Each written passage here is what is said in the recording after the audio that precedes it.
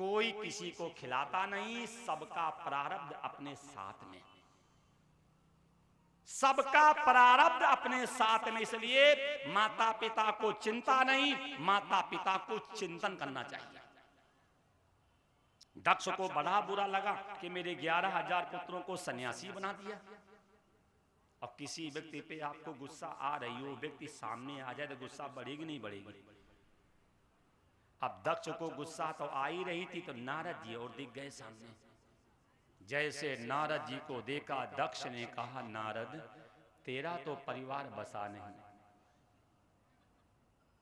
तेरा तो परिवार बसा नहीं, और तुमने मेरे अबोध बच्चों का भी परिवार नहीं बसने दिया, इसलिए मैं तुम्हें श्राप दे रही हूं, मैं तुम्हें श्राप दे रहा हूं कि तू एक घड़ी से ज्यादा एक स्थान पे टिक नहीं पाएगा।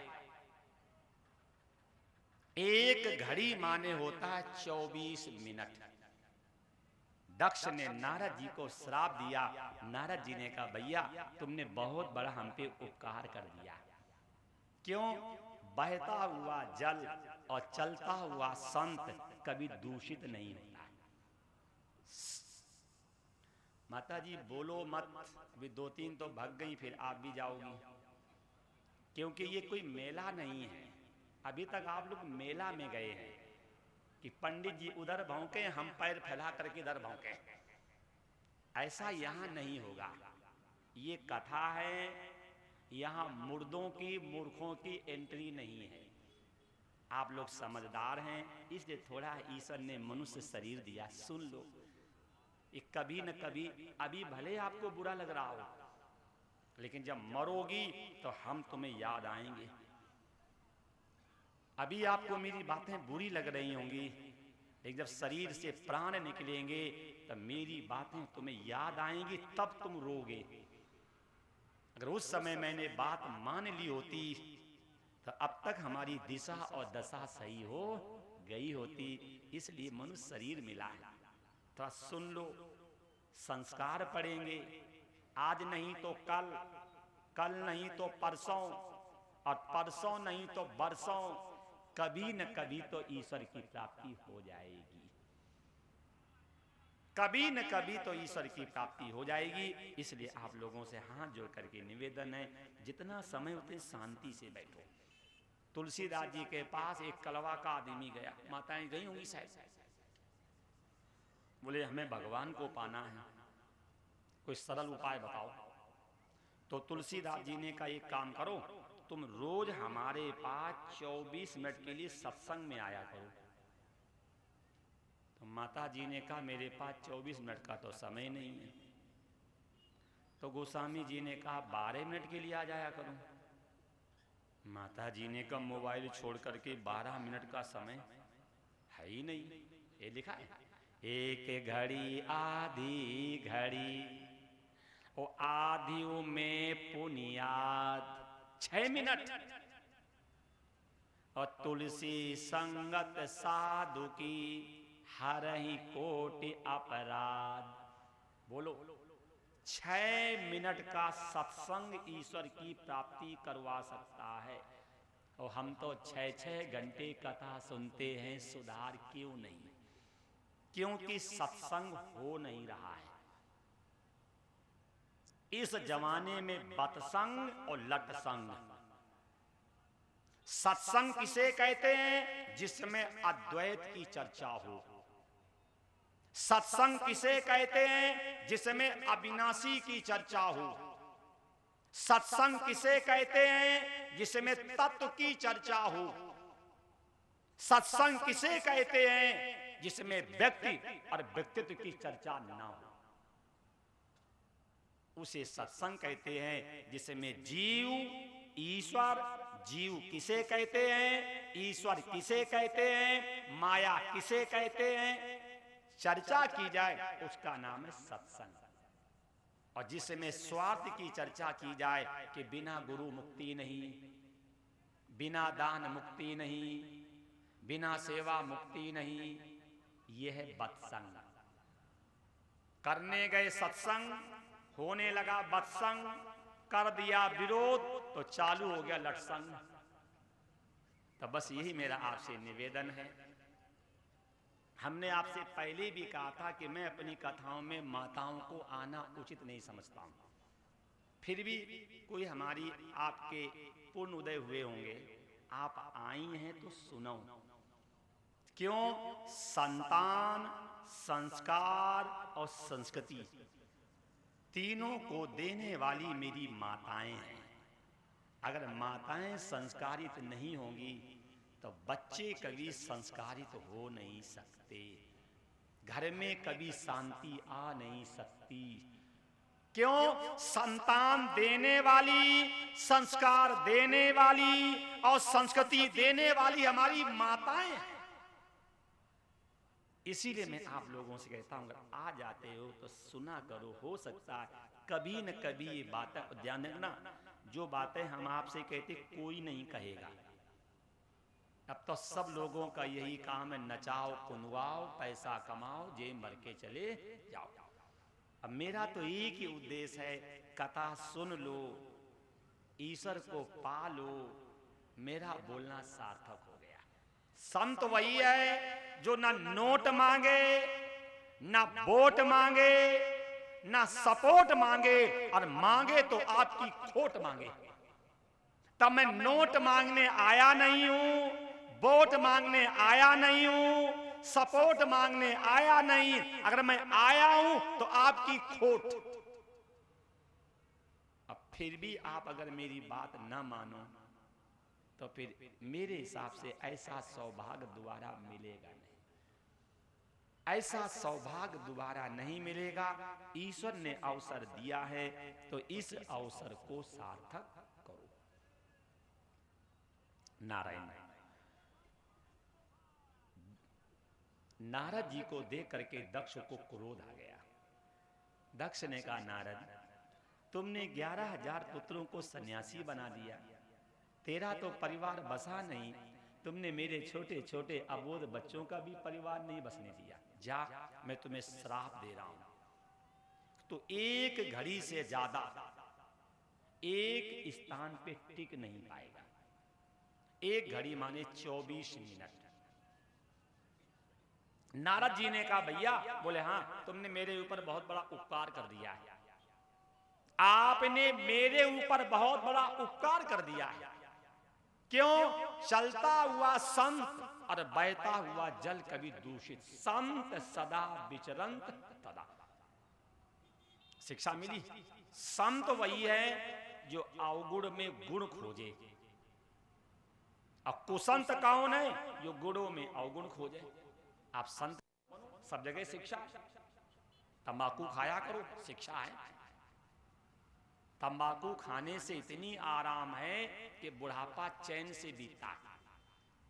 तंबाकू ऐसी मोहिनी, जाके लंबे पात, और लाख टके का आदमी झट पसारे हाथ। शिक्षा मिली।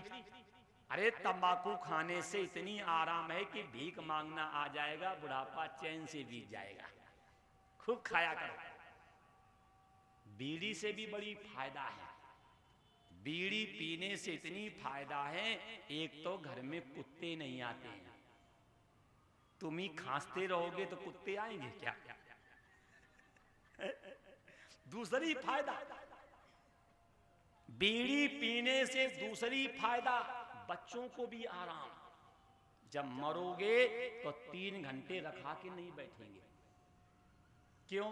बीड़ी ऐसी डाकनी, काट कलेजा खाए, और डॉक्टर बेचारा क्या करे जब जला कलेजा पाए। जब तुम पहले फूक गए तब बच्चों को भी टेंशन और फायदा। बीड़ी पियोगे, बदबू आएगी, और बीबी भी दूर भागेगी। क्यों? उसे मालूम ये बीमार मेरे पास ना आए। चाय से भी फायदा है। जब से चाय आ गई है तब से लोगों के जीवन से ईश्वर की चाह चली गई। चाह चमारी चांडली, और चाय नीच की नीच, और हम तो निर्मल ब्रह्म थे, या ना होती बीच। जब से चाय आ गई है तब से लोगों के जीवन से ईश्वर की चाह चली गई। बस यही मेरा आपसे निवेदन है, संत बनिए। संत वही है जो अवगुण में गुण खोज ले, वो संत, और जो गुणों में अवगुण खोजे वो है कुसंत। देवर्षि संत थे, बोले भैया तुमने बहुत बड़ा उपकार कर दिया, दिया श्राप, मान लिया वरदान, देवर्षि चले गए। इसके बाद लिखा है भागवत शिव पुराण में कि दक्ष ने 60 कन्याएं पैदा की, और जैसे दक्ष ने 60 कन्याएं पैदा की, अब इनको तो चेला बजाने का शौक था ही, ये गए, और जैसे इन्होंने कन्याओं को देखा तो देवर्षि चुपचाप चले आए। देखो शिक्षा लो, किसी भी शास्त्र में हमारी माताओं को, बहनों को गुरु बनाने का अधिकार नहीं, और किसी भी शास्त्र में हम लोगों को भी माताओं को, बहनों को शिष्या बनाने का भी अधिकार नहीं। सीता जी और जब वाल्मीकि जी के आश्रम में गई हैं तो पुत्री बना करके रखा है। सबरी जब मतंग जी के आश्रम पे गई है तो पुत्री बना करके रखा है। जब मनोरमा भरद्वाज जी के आश्रम पे गई है तो पुत्री बना करके रखा है। अच्छा, आज के कोई बाबा लोग पुत्री बना रखते हैं, उन्हें बेटी कहने में शर्म आती है, बहन कहने में शर्म आती है, और मां कहने में शर्म आती है, लेकिन चेली कहने में, क्योंकि हम लोगों ने क्या सोचा मालूम? क्योंकि आप लोगों में विवेक है, आप हमारे चक्कर में फंसोगे नहीं, और इनमें विवेक नहीं, इनमें है श्रद्धा, तो ये बहुत जल्दी बहकावे में आ जाएंगी।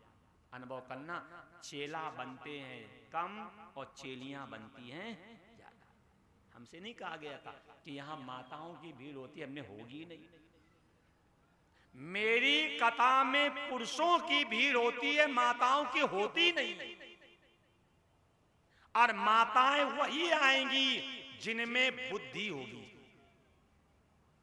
जिनमें अपने कल्याण के विचार होंगे, जिनमें ईश्वर प्राप्ति के भाव होंगे, जिनके मन में घर को स्वर्ग बनाने की इच्छा होगी, वही व्यक्ति आएंगे। और भीड़ बढ़ाने वाले यहां आते नहीं, क्योंकि हम जानबूझ के कहते हैं कि उठो अपने घर जाओ, कम से कम शांति से कथा तो होने दो।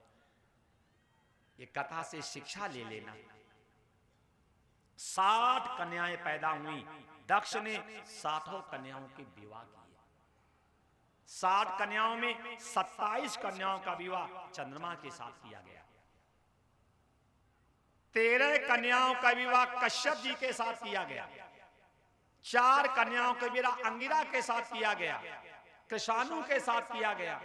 सबसे छोटी कन्या का नाम था सती, सबसे छोटी कन्या का नाम था सती। तो ब्रह्मा जी ने कहा सती का विवाह भगवान शंकर के साथ कर दो। दक्ष ने कहा नहीं करूंगा।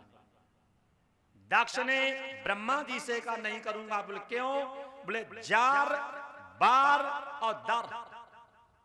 आप लोग माता पिता हो सकता कन्या वाले भी हो, तो कन्या दान करने के बाद सोचने से कुछ भी फायदा नहीं होगा। कन्यादान करने के पहले जिसे आप बेटी दे रहे हैं, जार, बार और दर, जार जिस कुल में आप बेटी दे रहे हैं, सबसे पहले कुल तो देख लो। पिता, बाबा, परबाबा, मां, दादी और परदादी, जार। बार जिसे आप बेटी दे रहे हैं, देख लेना उस वर में कोई दुर्गुण तो नहीं है। अगर पीने वाला है, खाने वाला है, गलियां घूमने वाला है, और पराई माँ बेटियां तकने वाला है, तो कभी भी तुम्हारी बेटी सुखी रह नहीं सकती। लेकिन अब तो बेटियां तुमसे पूछती नहीं होंगी, अपनी मर्जी से कर लेती हैं, क्योंकि अब ऐसा समय आ गया है जो संस्कारित बच्चे हैं उन्हें हमारी बहनें स्वीकार नहीं करती, और जो आवारा हो, फटी जीन्स हो, जूता कटिंग कटी हो, हाथ में रेल का इंजन हो, कहेंगे लड़का बड़ा संस्कारित हैं? धोती पहनता हो, कुर्ता पहनता हो, तिलक लगाता हो, चोटी रखता हो, कहेगी लड़का तो दिमाग से लूज हैं? दिमाग से लूज है। और जीन्स फटी हो, जूता कटिंग कटी हो, रेल का इंजन चलाता हो, लड़का बड़ा, वही तो मुझे लगता है बोले फैशन। वाह, ऐसी बुद्धि मारी गई है। जिस समय जयद्रथ ने द्रौपदी के साथ छेड़खानी की थी और उस समय जयद्रथ की जूता कटिंग काटी गई थी, नहीं ऐसे? तो आप अपने बच्चों से नहीं पूछते हैं क्या कि तुमने कौन सी छेड़खानी की है जो जूता कटिंग कटवा करके घूम रहे हो? आप पूछो अपने, अच्छी फैशन है क्या? बोलो, ये कोई फैशन है क्या कि जो पहले सजा दी जाती थी उसे फैशन मान रहे? शिव पुराण में भी सुनाएंगे कि वीरभद्र ने पूजा की दाढ़ी नोच ली थी और नीचे की तुक्की छोड़ दी थी। आज भी तुक्की रखा है, घूम रहे हैं, बोले फैशन है। वाह, समझ नहीं आ रही मुझे कि यही भूमि ऋषियों की जहां कंचन बरसते थे, अब विदेशी लोग सुन सुन के दर्शन को तरसते थे, आज उस भूमि में पैदा हो करके सजा को फैशन मानते हैं। सजा को फैशन मानते हम लोग। इसलिए आप मेरे माता पिता हैं, आपकी जिम्मेदारी बनती है क्या, जब बेटी दे तो जार, बार और दर, सबसे पहले कुल देखें, उसके बाद बच्चे के विषय में देखें कि इस बच्चे में किसी प्रकार का कोई दुर्गुण तो नहीं, और दर, कुछ पैतृक संपत्ति है कि नहीं। लग गया कर्फ्यू, आ गया कोरोना, पड़े हैं भूखे हैं, तो आप लोग मेरे माता पिता हैं, आपकी जिम्मेदारी है कि कन्यादान करने से पहले हमें 3 चीज देखनी चाहिए, जार, बार और दर। दक्ष ने साफ मना कर दिया कि शंकर जी का ना तो जर सही है, ना तो बर सही है, और ना तो दर सही है। जर अकुलीन, दर देख लो नंग धड़ंगे, रहने को घर नहीं, खाने को अन्न नहीं, सोने के, और इनके पास कुछ है ही भी नहीं। इसलिए मेरी बेटी कमल जैसी है, मेरी बेटी जो है ये कमल जैसी है, और कमल जैसी सुंदर कन्या उसमें जटाजूटधारी को नहीं दूंगा। दक्ष ने मना कर दिया। तब ब्रह्मा जी ने समझाया, दक्ष बड़े व्यक्ति से संबंध जोड़ लो, और बड़े व्यक्ति के जो अवगुण होते हैं वो भी गुणों में गिने जाते हैं। जो बड़े व्यक्ति हैं उनके जो अवगुण हैं बोले वो गुणों में गिने जाते हैं। भगवान शंकर जो हैं ये बड़े व्यक्ति हैं, और जो जो आप अवगुण बता रहे हैं ये सब उनके गुण हैं, ये सब उनके गुण हैं। जब ये बात कही ये सब उनके गुण हैं, उसी समय ब्रह्मा जी की बात मान करके दक्ष ने सती का विवाह भगवान शंकर के साथ कर दिया। क्या शिक्षा मिली? अगर आपके पिताजी, बाबा परबाबा अगर समझा रहे हैं तो उनकी बात मान लेना, क्योंकि उनका जीवन का अनुभव है। एक कथा है, एक लड़की थी बहुत पढ़ी लिखी, डॉक्टरनी, 35 साल की हो गई। उसके मन में आया कि मैं विवाह करूंगी। उसने अखबार में निकलवा दिया प्रचार कि मैं शादी करने को तैयार हूं, शर्त एक है कि मेरी शादी में एक भी बाराती 30 साल से बड़ा नहीं होना चाहिए। अब हम जैसे पंडित ने देखी, बोले यार किस्मत खुल गई, लड़की सरकारी नौकरी, डॉक्टरनी, नर्सिंग होम, अगर शादी हो जाए तो जिंदगी पड़े पड़े बीतेगी, खुदा दे खाने को तो क्यों जाए बंदा कमाने को। धोती कुर्ता उतार करके जीन्स टी शर्ट पहन करके शादी तैयारी करने लगे। और जब मेरे नाना जी को मालूम हुआ तो नाना जी भी आ गए, बोले बेटा हम भी तुम्हारी शादी में चलेंगे। लड़के ने कहा नाना जी, लड़की ने कहा है कि शादी में एक भी बाराती 30 साल से बड़ा नहीं आना चाहिए। तो नाना जी ने कहा कोई बात नहीं, हम 80 साल के हैं, 50 कम कर दो तो 30 है तो बचे, झूठ बोल देना। लड़के ने कहा नहीं नहीं नाना जी, लड़की पढ़ी लिखी है, वो सबके आधार कार्ड देखेगी, सबके जन्म प्रमाण पत्र दिखेंगे वहां। नाना जी ने क्या किया, वो बस के सामने ही लेट गए, या तो बस को मेरे ऊपर से चढ़ा के ले चलो और या हमें बस के ऊपर चढ़ा लो। क्यों? जब तुम्हारी मम्मी की शादी हो रही थी तब मेरे मन में बड़े अरमान थे, जब लड़का पैदा होगा तो हम डीजे पे आंगे आंगे ऐसे उछलेंगे। लड़के ने कहा नाना जी शादी हो जाने दो, मैडम आ जाने दो, डीजे लगवा दूंगा, खूब नाच लेना। नाना जी ने कहा नहीं, विवाह के लड्डू बड़े मीठे होते हैं, वो विवाह में जब डीजे पे नाचेंगे, दावत खाएंगे तो बड़ा आनंद आएगा। अरे तुम्हें क्या मालूम, हमें मालूम है, क्योंकि हमने विवाह के लड्डू खाए, तुम तो पहली बार जा रहे हो। लड़के ने कहा बड़ी मुसीबत। लड़के ने क्या किया, नाना जी को उठाया, बस की डिग्गी में बिछा करके गद्दा लिटा दिया। बारात पहुंच गई। आपको मालूम होगा बड़े लोगों को पहले नाई जाता था, तो नाई ने जाकर के कहा मैडम, बोले हाँ बारात आ गई है, आप इंक्वायरी कर लीजिए, एक भी बाराती 30 साल से बड़ा नहीं है। लड़की पढ़ी लिखी थी। लड़की ने कहा कि मेरे गांव के उत्तर में तालाब है, लड़के वालों से कह दो उसमें दूध भरवाओ। नाई ने जाकर के लड़के से कहा कि मैडम कह रही कि मैं शादी करने को तैयार हूं, पहले तालाब में दूध भरवाओ। अब सबने निकाल लिया फोन, कोई नमस्ते इंडिया को कर रहा है, कोई अमोल को कर रहा है और कोई पराग को फोन कर रहा है। इतने में क्या हुआ, एक व्यक्ति ने बस की डिग्गी खोल दी। नाना, बोले हाँ, मैडम कह रही कि तालाब में दूध भरवाओ। तो नाना जी ने पूछा तालाब सूखा है कि पानी वाला है? बोले तालाब में तो पानी भरा है। जाओ मैडम से कह दो कि पहले पानी निकलवाओ, और हमने दूध की व्यवस्था कर ली। नाई ने जाकर के कहा मैडम, बोले हाँ, लड़के वालों ने दूध की व्यवस्था कर ली है, पहले आप पानी निकलवाओ। लड़के ने कहा जरूर कोई शादी में बुढ़ा आया है, बारात में जरूर कोई बुढ़ा आया है। क्यों? बोले उसी की सोच है ये।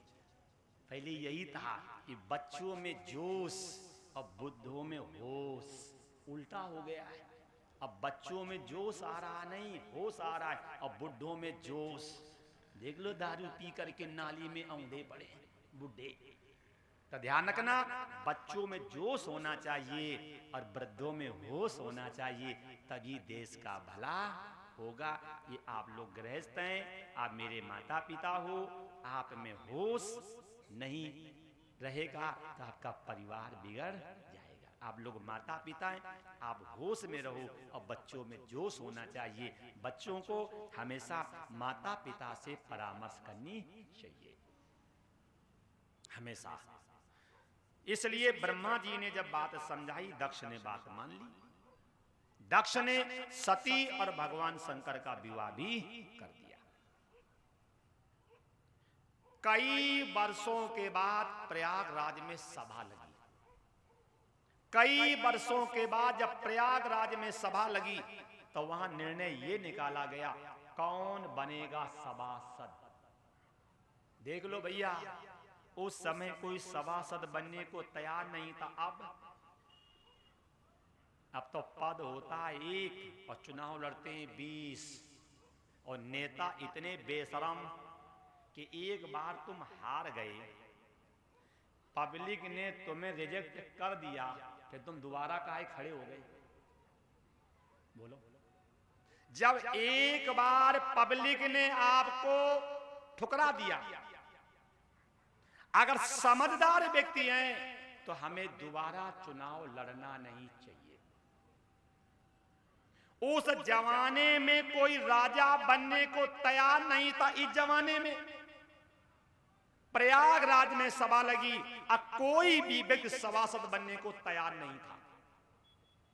जब कोई था ने दक्ष ने कहा मैं बनूंगा सभासद। दक्ष माने होता चतुर, और चतुर व्यक्ति ही सोचता है कि मैं चुनाव लड़ूं और गरीब का खून पीऊं और अपनी कोठी बनवाऊं। ध्यान रखना, मैं तो आपसे फिर कह रहा हूं, अगर समाज की सेवा करनी है तो हमें चुनाव लड़ने की आवश्यकता नहीं है। जिस व्यक्ति ने समाज की सेवा की है, आप बताइए किसी ने चुनाव लड़ा? किसी ने भी नहीं। क्यों?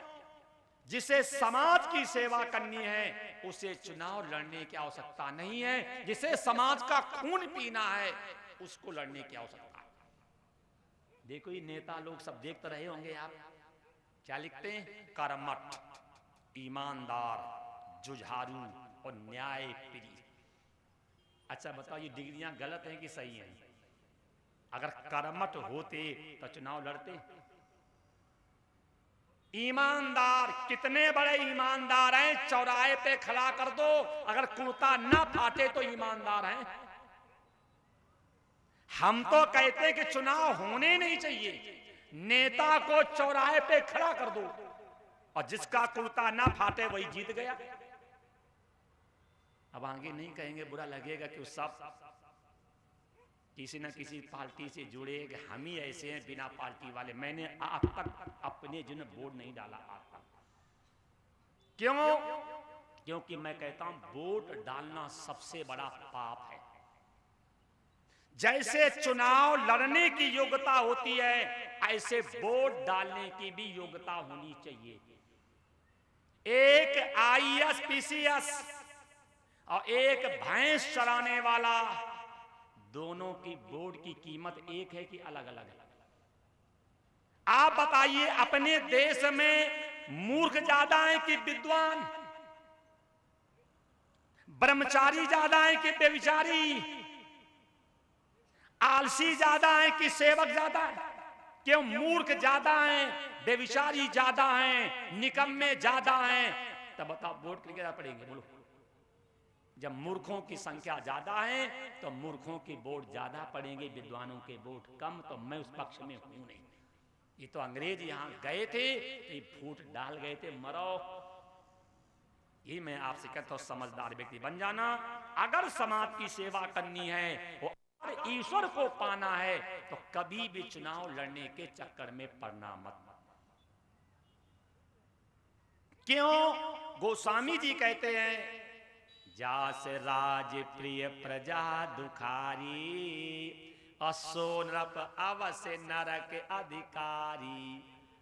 जिस राजा की प्रजा दुखी रहती है वो राजा नरक का अधिकारी बनता है। बोलो, आज की प्रजा दुखी है कि सुखी है? अब आगे हम उधर जाएंगे नहीं, लेकिन प्रसंग चल रहा है, क्योंकि मैंने हमसे कहा भी गया था ये बात कि महाराज मेरे यहाँ कथा होती, नेताओं का कुछ अप डाउन ज्यादा है। मैंने कहा कथा करवा रहे शिव पुराण, और शिव पुराण में जितनी नेताओं की फजीयत की गई है, इतनी फजीयत किसी पुराण में भी नहीं है। अब विषय है वही, जितनी फजीयत शिव पुराण में नेताओं की गई है, इतनी फजीयत कहीं नहीं है। वास्तव जी भाई नहीं, हमें शिव पुराण ही करवानी है, तो अपने को तो मजा आती धोने में। क्यों? हमने कहा वोट हमें चाहिए नहीं, नोट हमें चाहिए नहीं, सपोर्ट हमें चाहिए नहीं, तो भी चमचागिरी क्यों करेंगे तुम्हारी? ये कथा से शिक्षा लेना, प्रयागराज में कोई भी व्यक्ति सभासद बनने को तैयार